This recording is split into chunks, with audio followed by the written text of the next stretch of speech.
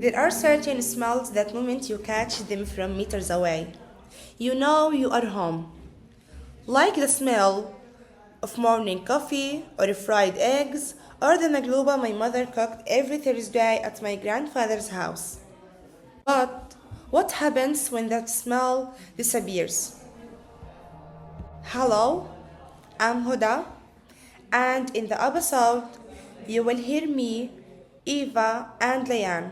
We are from Gaza, and in this moment of war, we find ourselves missing our homes, our ordinary life, our life as it was. So, we sat together to remember the sounds of war homes, the smells that carry us back to life before the war, the ones bound to our warmest memories. You will hear me, Eva, and Layan. When I was 7, walking home from school on Thursday, the smell of maqluba always reached me before the house did. Fried eggplant, chicken broth, the whole neighborhood fired with it. Maqluba is simple, but it cried love my grandmother fried the vegetables. Layered them in the pot like she was arranged us her family, not just food. After she passed, my mother cried on the recipe. Every Thursday, the same smell, the same ritual, the beginning of spoons against the pot. Our laughter as we fought for the last potato.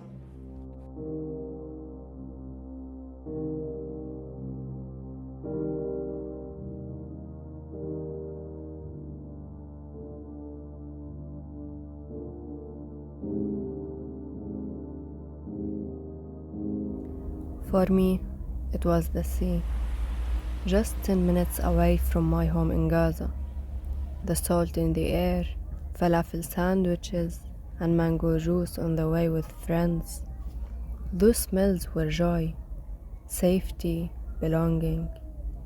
I'd sat on our balcony, looking out at the waves, believing those moments would last forever.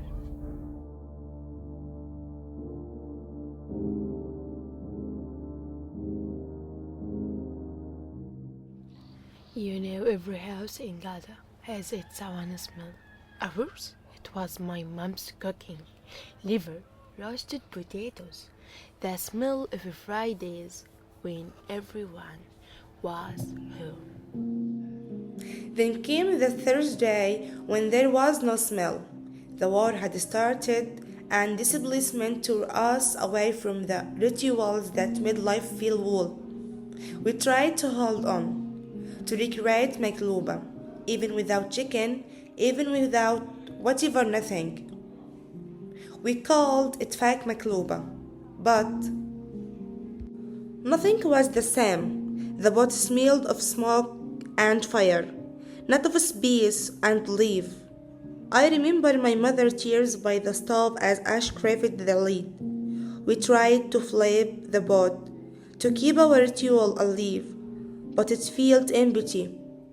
We ate in silence, and in that silence I realized the war hadn't only taken our home, but it had stolen the smells and sounds that once made it ours.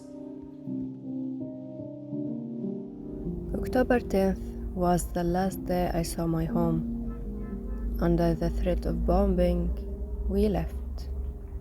Part of our house had already collapsed. All I carried with me was my favorite book, pulled from under the rubble by my father. After that, life collapsed into tents. 6 months of displacement, each new evacuation peeling away another piece of me. Smells turned into markers of loss, dust, bombing, plastic, fear. And yet, one day, running for my life under fire, I reached what we call the hell of death. The smell of the sea grew stronger with every step. For a moment, it pulled me back. Waves, laughter, mango juice with friends, a life that felt safe. But then the breeze shifted, the sea air mixed with gunpowder and blood. The man who had been guiding me was shot beside me.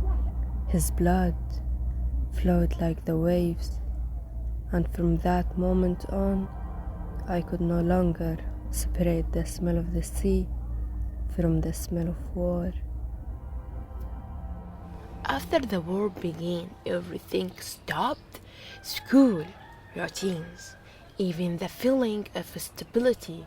Since then, life has meant moving from house to house, from tent to tent, carrying only fragments of what once felt like home. But when we returned months later, the house itself changed.